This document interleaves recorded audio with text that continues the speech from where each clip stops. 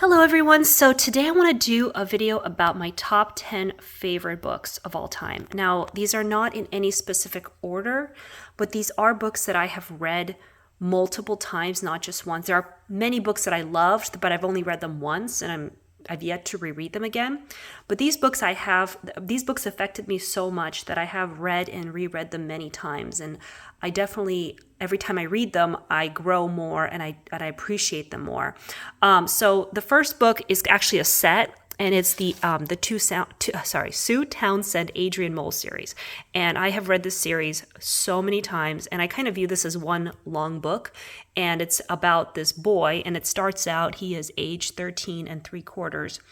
And he is an interesting boy. He's a bit odd. He believes himself to be kind of an intellectual without really being an intellectual. And it kind of grows with him until he is in his middle age. And the last book she wrote, Sue Townsend wrote, was The Prostate Years, where you kind of see where his life has evolved to. And his personality kind of stays throughout the whole series. And I love this series so much. I am just so overwhelmed and I learn so much every time I read and follow Adrian's journey through this series.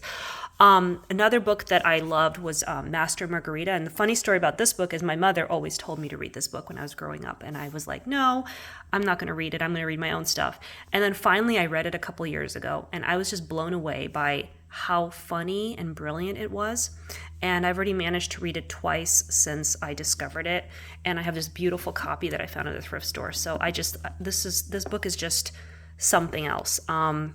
The next book that I've read multiple times that I really love, it's a short little book, but it's A Single Man.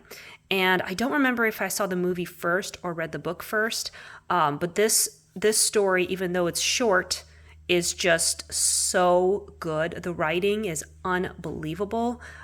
It's just with this day in the life of this man and everything that happens to him. And it's by Christopher Isherwood. And I really got to get more books by this author because I just loved A Single Man. And I also love the movie with Colin Firth. It was just so incredible. What an experience. Another book that I've read multiple times is 2001, A Space Odyssey by Arthur C. Clarke. This book, I remember by the end, I was so overwhelmed by him kind of just hurtling into the unknown and kind of his experience in space. And I felt so connected to the story. The movie is so odd. I don't know, the movie's weird, but if you watch it with the context of the book in the back, it's just absolutely incredible. So 2001 is just highly recommended. The World According to Garp, I first read this book in college, and I was completely blown away by this book. And it just, it's probably the only book by John Irving that I've read. And I got to read more books by him. I'm actually currently reading another book. Let me think. It's Owen Meany. And this book, I just, every time I read The World According to Garp, it's just an incredible story. It's a coming of age story, and kind of takes this character from birth, his odd, weird birth, to I guess his death and his legacy. So I absolutely love that one. This is another book. It's kind of a fun book, but I've read this entire series, and a lot of the books in the series make me very uncomfortable, and I've slowly let them all go, and I stopped reading the series. But this is a book that I just keep going back to, and it's this in this book, it's the shopaholic and her sister. She finds out she has this sister that she didn't know about, and they are so different. And I just love this story and their connection that they develop. And this book does not make me feel uncomfortable at all. I love this book. Another book that's probably one of my favorite sci-fi of all time is Speaker for the Dead. This is the sequel to Ender's Game, and I love Ender's Game. But this book just kind of transcends everything. It is one of the most brilliant philosophical, political, scientific, forward-thinking book I've ever read. And I love it. Every time I read it, I've read other books by this author, and they're nowhere near as good as Speaker for the Dead. It is really something else. Absolutely incredible. And this one kind of takes Ender after the end of Ender's Game, and just keeps going with him. Just keeps on going with him as an adult and the person he's become due to the experiences he had in Ender's Game, and it's just unbelievable. Jane Eyre. I first started reading Jane Eyre when I was a young child. I guess I want to say middle school, maybe even elementary school, and I was so obsessed with this story, and I love it so much. So it's just a coming of age story about this girl who's kind of shy, and she's kind of figuring out her life. She's very intellectual, and it's also kind of a brilliant love story as well, maybe even an anti-love story, a learning to love yourself kind of story. So I highly recommend Jane Eyre. I think it's one of the best books ever written. Brave New World. I read this one so many times now, and my experience reading this book as an adult is so different from when I was reading as a child. I remember one of the last couple times I've read it, I remember I was just so overwhelmed. And I'm actually reading his Brave New World Revisited right now, which is a psychological discussion of this book.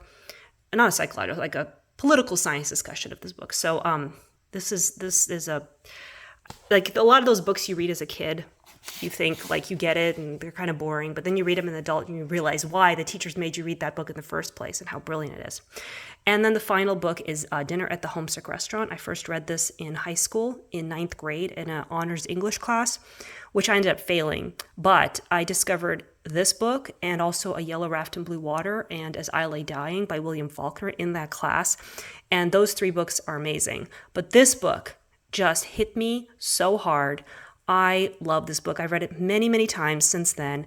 Every time, I just cannot believe how brilliant this book is. And this follows a family that's kind of a very dysfunctional family. And I've tried reading other Ann Tyler books to try to get the same experience, the same feeling as I did when reading this book.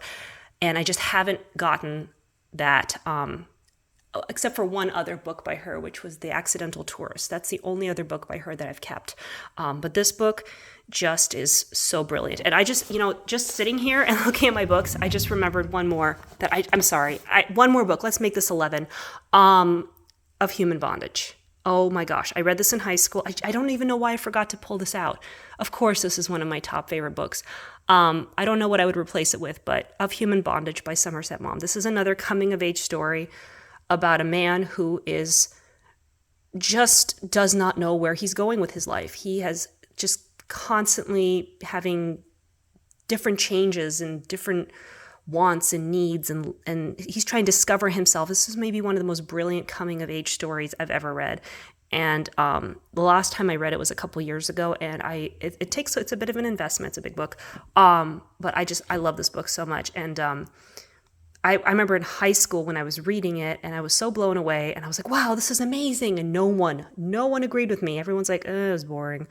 And then many years later, I went to my sister's high school graduation. She's 5 years younger than me. And the valedictorian spent the entire speech talking about this book. And I was like, yes, finally, someone gets it. But I don't know. I just think this book is absolutely incredible. Well, thank you for watching. I guess these are my, top 11 favorite books and a bonus series. I guess that's what it's going to have to be. Thank you for watching, and happy Memorial Day.